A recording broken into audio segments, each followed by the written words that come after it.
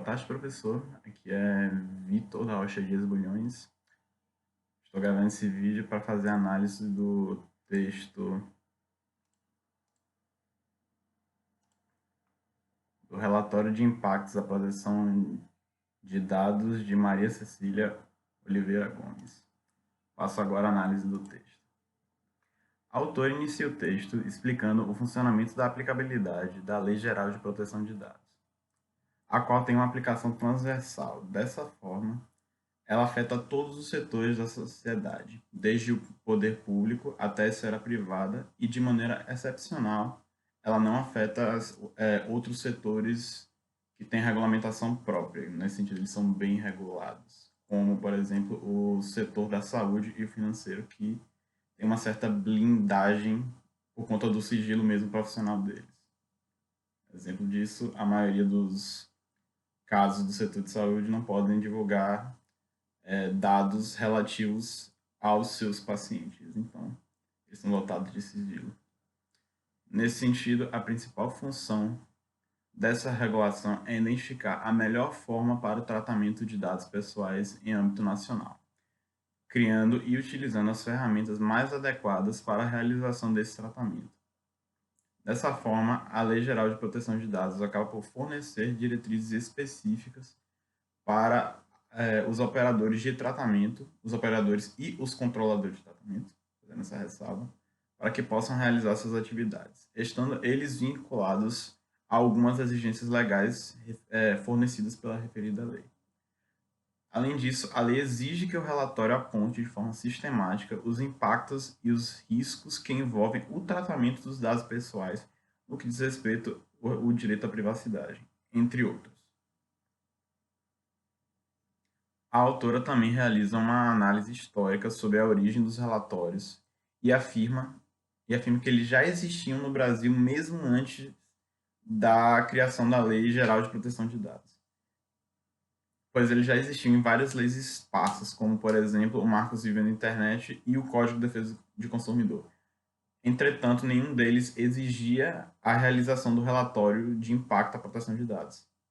Afirma também a autora que essas ferramentas já existiam há mais de 20 anos na Lei Geral, na Lei de Proteção de Dados da União Europeia, que ela serviu de base para a criação da Lei de Proteção de Dados. Lei a qual previa a mitigação dos riscos em caso de violação aos direitos dos titulares dos dados pessoais. Entretanto, a experiência europeia ela se limitou apenas a prevenir os riscos oriundos dessa violação aos direitos.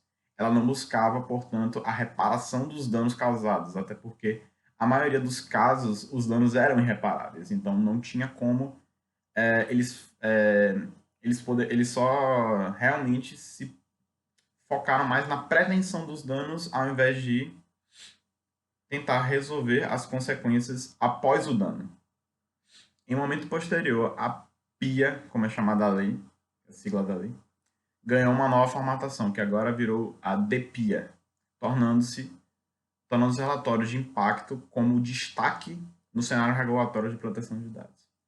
O DPIA tem como objetivo a identificação, a mitigação e a prevenção dos riscos relacionados aos titulares dos dados pessoais tratados, devendo agora os operadores e os controladores de tratamento realizarem atividades para que possam atender às exigências previstas em lei.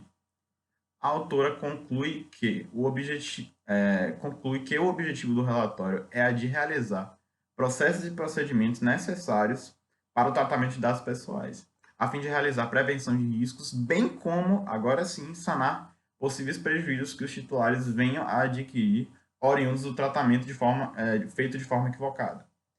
Visto isso, a Lei Geral de Proteção de Dados, em seu artigo 5º, expõe que o relatório, abre aspas, é uma documentação que o controlador que contém a descrição de processo de tratamento de dados pessoais que podem gerar riscos às liberdades civis e aos direitos fundamentais, bem como medidas, salvaguardas e mecanismos de mitigação desses riscos. Assim percebe-se que essa definição legal pode ser fragmentada em 3 partes. A primeira, quanto à documentação do controlador. Já a segunda diz respeito a todos os procedimentos que deverão ser adotados para a realização do tratamento de dados pessoais, que têm aptidão para gerar riscos a seus titulares, devendo esses ser expostos de forma descritiva. Por fim, o relatório deve conter os mecanismos necessários para a mitigação desses riscos. Ainda sobre o segundo item, a autora também afirma que os riscos inerentes aos tratamentos de dados pessoais podem ser classificados de duas maneiras diferentes. A primeira são quanto aos riscos que afetam as liberdades civis de seu titular, e a segunda quando afetam os seus direitos fundamentais.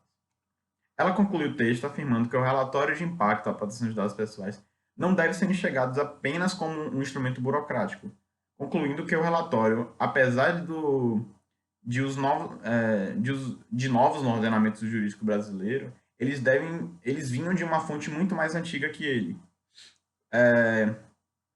conforme dispõe o ordenamento europeu sobre a matéria. Além disso, os relatórios não servem apenas para adequar os procedimentos em relação ao que a lei impõe, pois ela indica uma maior transparência da relação entre o titular e os controladores. Por fim, indica também um norte para o desenvolvimento de procedimentos efetivos não só para prevenir e remediar todas as perdão.